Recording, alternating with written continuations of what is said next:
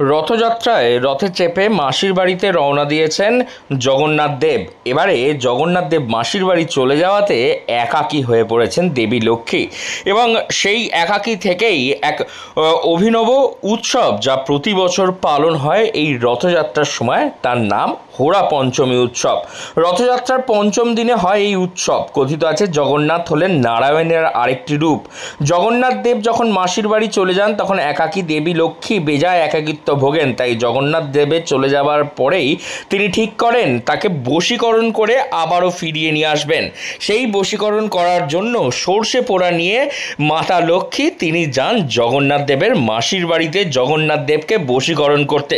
সেই থেকেই প্রতি বছর রথের পঞ্চমীর দিন হয়ে আসে এই বিশেষ উৎসব।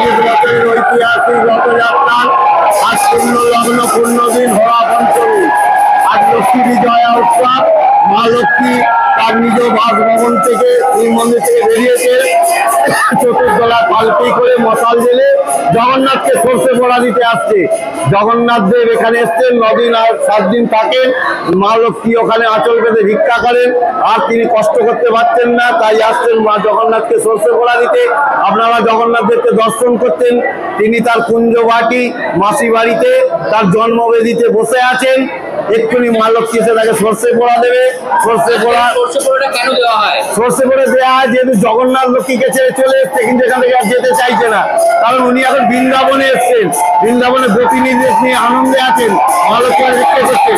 তাই সর্ষে পোড়া দিয়ে জগন্নাথকে তাড়াতাড়ি নিয়ে যাওয়া। আমার নাম পঞ্চানন চক্রবর্তী, আমি জগন্নাথ মন্দিরে প্রধান করি। পৌরাণিক কাহিনী মতেই চলে আসছে মাহেশ জগন্নাথ দেবের রথযাত্রার এই বিশেষ হোরা পঞ্চমী উৎসব। এই উৎসব উপলক্ষে এলাকার ছেলেমেয়েরা মন্দির থেকে মা লক্ষ্মীকে মশাল জ্বালিয়ে পালকিতে করে নিয়ে যায় মাসির বাড়ি।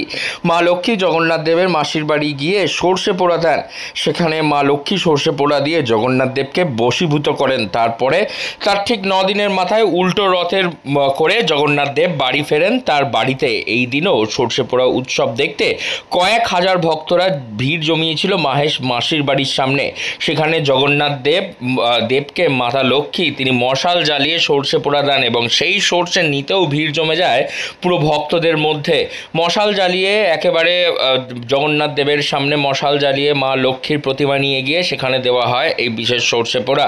এই থেকেই এই অনুষ্ঠানের নাম বা বলা হয় হোরা পঞ্চমী উৎসব। এই হোরা পঞ্চমীতে যতজন ভক্তরা এখানে এসে উপস্থিত হন সকলেই আসেন কিন্তু এই মা লক্ষ্মীর সর্ষে নিতে। তারা মনে করেন এটি খুবই পবিত্রবান এবং পুণ্যবান। আজকে এই যে সর্ষে পোড়া এবং হোরা পঞ্চমী যেটা বলা হয়, আপনারা এটা দেখতে এলেন এবং সর্ষে নিয়ে যাচ্ছেন দেখছি, একটু বিষয়টা মানে কেন এটা কি করেন?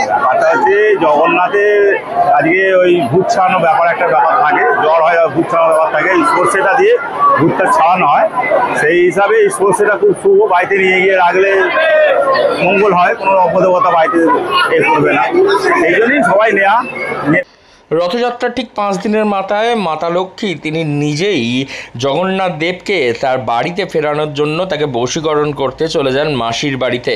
মাসির বাড়িতে তখন মহা আনন্দে রয়েছেন মহাপ্রভু জগন্নাথ দেব। তিনি মাসির বাড়িতে মন্ডা মিঠাই খাচ্ছেন আর সখীদের সঙ্গে রয়েছেন। তাতেই মাতা লক্ষ্মী তিনি তাকে বশীকরণ করতে যান যাতে জগন্নাথ দেব বাড়ি চলে আসেন খুব শীঘ্রই। এবং এরপরেই এর ঠিক 4 দিনের মাথায় অর্থাৎ উল্টো রথের দিন জগন্নাথ বলরাম এবং সুভদ্রা তারা সকলেই একেবারে রথে চেপে মাসির বাড়ি থেকে আবারও ফিরে আসেন তার নিজের বাড়িতে।